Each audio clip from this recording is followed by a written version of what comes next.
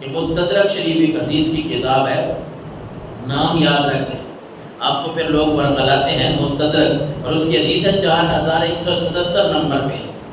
ام المومنین حضرت عائشہ صدیقہ اس کی راویہ ہے، وہ کہتی ہے کہ ایک آقا کریم علیہ السلام کی ولادت کا میلاد کا معنی بھی ذرا یاد رکھ لیا کریں۔ میلاد کا معنی ہے پیدائش کا دن، یعنی آپ کو جو کہتے ہیں کہ میلاد کا دن یہ بدعت ہے، میلاد کا دن نہیں منانا چاہیے، پر میلاد کا لفظ آپ کے لیے نیا ہے، یہ عربی کا لفظ ہے، ورنہ اس کا معنی ولادت ہی ہوتا ہے، پیدائش کا دن ہوتا ہے، کوئی اس میں کوئی ایسی انوکھی بات نہیں ہے کہ آپ پریشان ہو جائیں۔ پھر میلاد کیا ہوتا ہے؟ میلاد النبی، اللہ کے نبی کی ولادت کا دن ہے۔ اچھا پھر جی 12 نہیں ہے فلاں، یار آپ کسی دن منا لیں اگر منانا چاہتے ہیں، 12 کے دن ضروری نہیں ہے، لیکن اگر اکثر علماء نے، جمہور علماء نے جو تاریخ لکھنے والے ہیں انہوں نے 12 ربیع الاول کا کہا ہے تو آپ 12 کو منا لیں، اس میں تو کوئی حرج نہیں ہے۔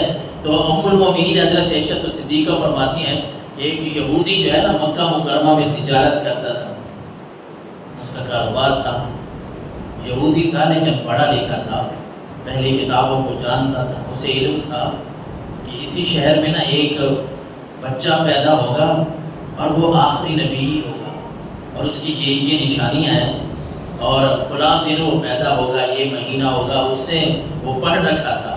ایک دن اس نے قریش کے مجمع سے پوچھا کہ قریشیوں مجھے یہ بتاؤ کہ کوئی بچہ تو پیدا نہیں ہوا تمہارے محلے میں، گھروں میں کوئی بچہ تو پیدا نہیں ہوا؟ وہ کہتے ہیں کہ ہم تو بڑے حیران ہوئے، ہم نے کہا نہیں ہمیں کوئی پتہ نہیں۔ اس نے کہا جا کے پتہ کرو، پوچھ کے آؤ۔ قریش کے لوگ جب گئے پوچھنے تو پتہ چلا کہ آمنہ کے گھر ایک لال پیدا ہوا ہے، وہ بڑے حیران ہوئے، اور پھر واپس آئے اور آ کے اس یہودی کے پاس ہے کہ آپ کیوں پوچھ رہے تھے اس بچے کا؟ ایک بچہ آج ہمارے محلے میں پیدا ہوا ہے، عبداللہ بن عبد المطلب کے گھر پیدا ہوا ہے، آمنہ کے لال آمنہ کے گھر پیدا ہوا ہے، بھلا آپ کیوں پوچھ رہے تھے؟ تو وہ تھا تو یہودی لیکن وہ جانتا تھا۔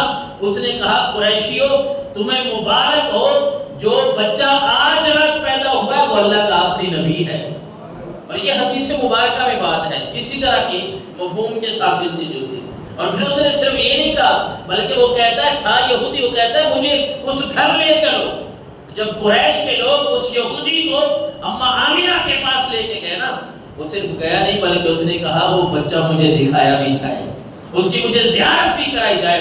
جب آپ صلی اللہ علیہ وسلم کو سامنے کیا گیا تو یہودی نے جو نشانیاں پڑھ رکھی تھی اس نے کہا باقی باتوں کو چھوڑو، اس کی پیٹھ کو دیکھو، کندھوں کے درمیان مہر نبوت ہے کہ نہیں ہے۔ جب دیکھا گیا مہر نبوت پہ اس کی آنکھ پڑی، حدیث مبارکہ کے الفاظ ہے بے ہوش ہو کے گر پڑا، اور جب اسے ہوش آیا تو یہ الفاظ ہیں حدیث کے کہ قریش کے لوگوں نے کہا تیرا ستیہ ناس ہو، یہ حدیث کے الفاظ ہیں، تیرا ستیہ ناس ہو، کیوں بے ہوش ہو گیا؟ تو اس نے کہا میں بے ہوش اس وجہ سے ہوا ہوں، تمہیں مبارک ہو، یہ بھی الفاظ ہیں۔ وہ کہتا ہے تمہیں مبارک ہو، تم خوشیاں مناؤ کہ آج بنی اسرائیل سے نبوت ختم ہو کے قریش میں آ گئی ہے، یہ اللہ کے نبی پیدا ہو گئے ہیں۔ تمہیں پتہ ہو جو ماننے والے تھے وہ چاہے ایمان لائے یا نہ لائے انہیں بھی پتہ تھا کہ اللہ کے نبی اس دنیا میں آ گئے ہیں۔ جو نہیں ماننے والے ان کو آپ سو دلیلیں دیں، آپ سو ان کو باتیں سنائیں، لیکن انہوں نے نہیں ماننا۔ میرے آقا علیہ السلام نے تو فرمایا کہ جب حضرت آدم کا خمیر، یہ بھی حدیث مبارک ہے مستدرک کی 4175 نمبر پہ آپ کو ملے گی کہ آقا کریم علیہ السلام نے فرمایا جب حضرت آدم کا خمیر بنایا جا رہا تھا نا، میرے لیے تو اس وقت بھی لکھا گیا تھا کہ میں خاتم النبیین ہوں، اللہ کا آخری نبی ہوں، اور آپ نے فرمایا میں تو وہ ہوں جس کے بارے میں میرے باپ میرے دادا ابراہیم نے دعا کی تھی رب سے کعبہ شریف کے سامنے، میں اس دعا کا نتیجہ ہوں۔